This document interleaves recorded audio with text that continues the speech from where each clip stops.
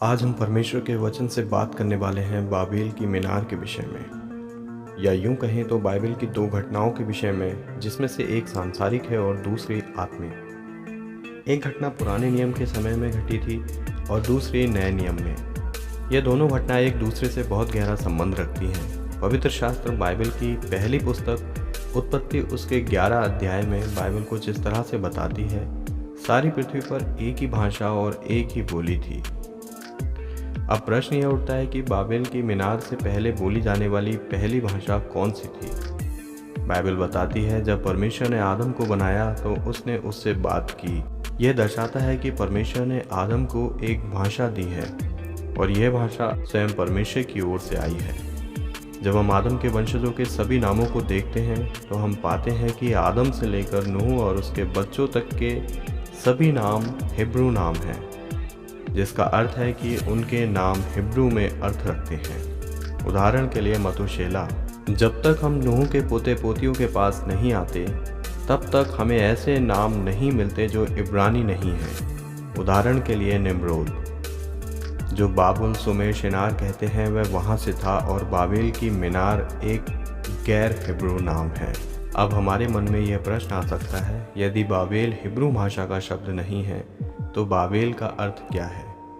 Babel शब्द के दो अर्थ बनते हैं, जो कि हमें उत्पत्ति के 11वें अध्याय में ही मिलते हैं। पहला हमें मिलेगा उत्पत्ति 11 उसकी 4वीं आयत में, और दूसरा उत्पत्ति 11 उसकी 9वीं आयत में। फिर उन्होंने कहा, आओ हम एक नगर और एक गुंबद बना लें, जिसकी चोटी आकाश से बातें करे।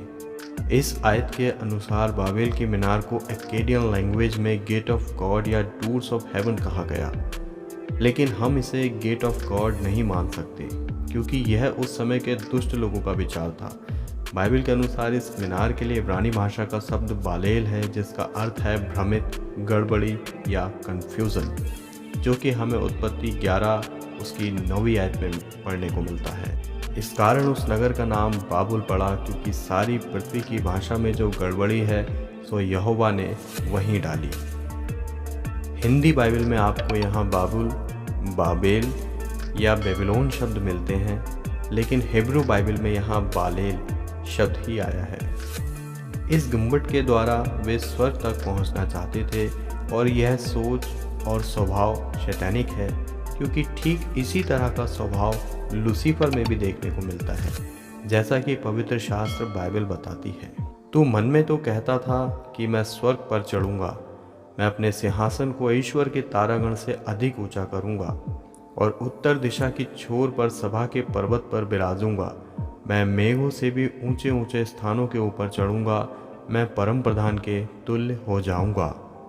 और उत्पत्ति 11 उसका 4 में इस प्रकार लिखा है, फिर उन्होंने कहा, आओ हम एक नगर और एक गुंबद बना लें, जिसकी चोटी आकाश से बातें करे।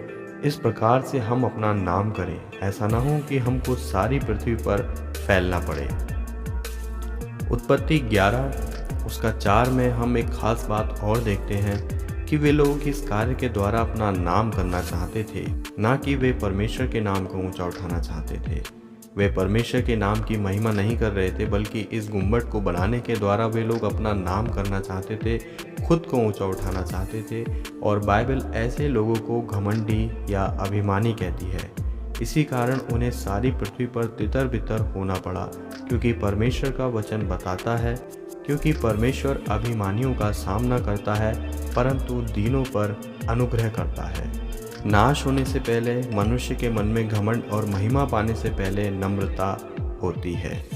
जिस तरह यह लोग बाबेल की मीनार के लिए एक मन और एक चित्त करके लग गए थे, ठीक इसी तरह न्यू टेस्टामेंट में हम देखते हैं कि प्रभु यीशु मसीह के चेले प्रभु यीशु मसीह के स्वर्ग में उठा लिए जाने के बाद एक मन चित होकर प्रार्थना में लग जाते हैं, जिसे हम प्रेरितों के काम 1 अध्याय उसकी 14 आयत में पढ़ सकते हैं।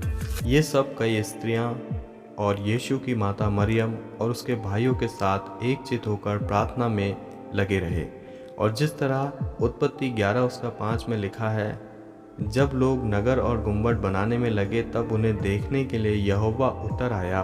ठीक इसी तरह नए नियम में पवित्र आत्मा आग की जीवों यानी कि टंग्स ऑफ फायर के रूप में उतर आए जिस तरह हमने देखा उत्पत्ति की पुस्तक में, वहाँ बहुत सी भाषाएं बन गई थी और अनेक भाषाओं के कारण लोग एक दूसरे की भाषा को नहीं समझ पा रहे थे।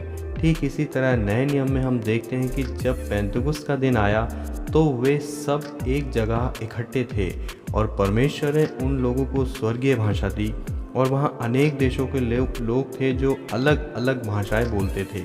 लेकिन अन्य भाषा आने के बाद वे सभी उन लोगों को अपनी अपनी भाषा में सुन रहे थे।